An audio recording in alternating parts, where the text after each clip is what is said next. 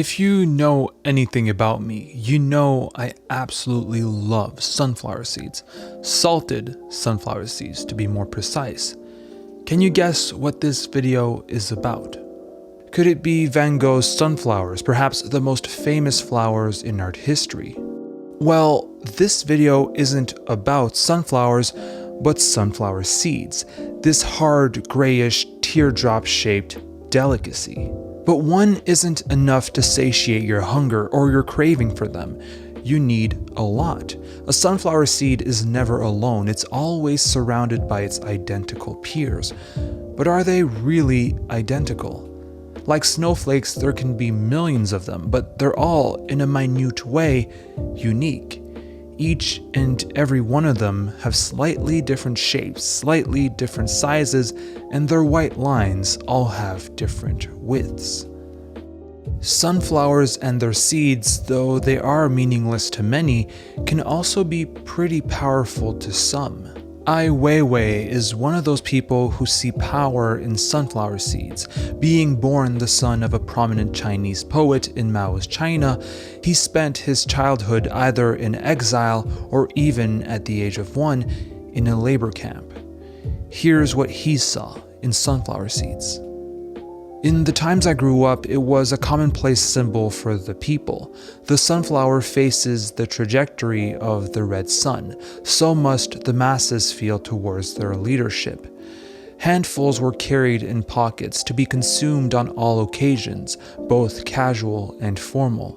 So much more than a snack, it was the minimal ingredient that constituted the most essential needs and desires. Their empty shells were the ephemeral traces of social activity, the least common denominator for human satisfaction. I wonder what would have happened without them. Indeed, the slogan Chairman Mao is the red sun in our hearts also meant that the people, the sunflowers, always looked up and followed the red sun. They followed Chairman Mao. Weiwei being an artist, he decided to transmit his admiration for sunflower seeds in an artwork called Kui Hu Zi, or Sunflower Seeds. It was first exhibited at Tate Modern in 2010, and it featured over 100 million sunflower seeds, weighing approximately 10 tons. This vast 10-centimeter carpet is unprecedented, not only because of its magnitude, but also because of each and every sunflower seed present at this installation. These 100 sunflower seeds aren't actually sunflower seeds, but porcelain sculptures.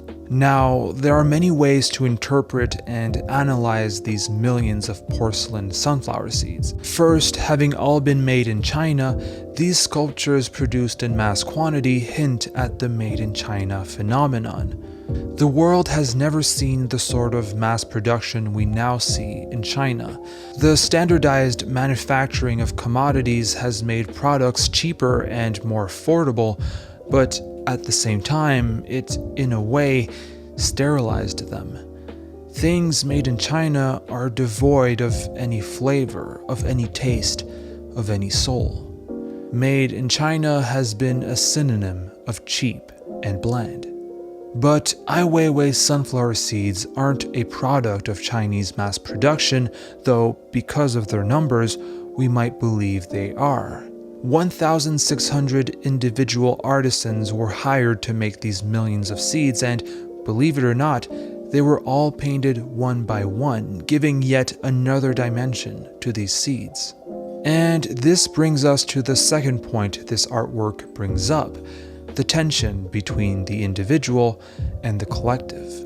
Our quest for individuality, our need to be somewhat unique, to be distinct from others is, and this is the impression I get when I look at this work, kind of futile. One of these sunflower seeds could look at itself, find its stripes and its shape to be different from its peers, and it would feel unique, but when we look at the bigger picture, they're all just sunflower seeds. They're all pretty much the same. We are unique, but we're also pretty much all the same. The sunflower seeds are humbling, and they make us think that our uniqueness, our individuality, isn't that important if we look at the bigger picture. But is that really true? If these seeds were all identical as they seem to appear, would we see this work the same way? What if all these seeds were manufactured instead of hand-painted?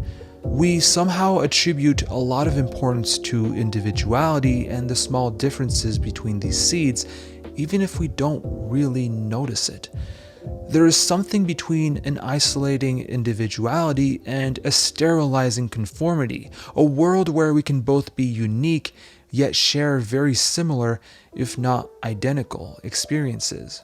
We all go to bed and wake up. We all eat and drink. Most of us work. But even though, if we look at the bigger picture, we all live almost identical lives, we all go to bed differently at different times. We all wake up, but some might do it because a baby is crying, and some because they need to go to work. Most of us go to work, but with different purposes and in different circumstances. We all have hobbies, but not the same hobbies. These small differences, this diversity, they're the difference between manufactured and hand-painted sunflower seeds.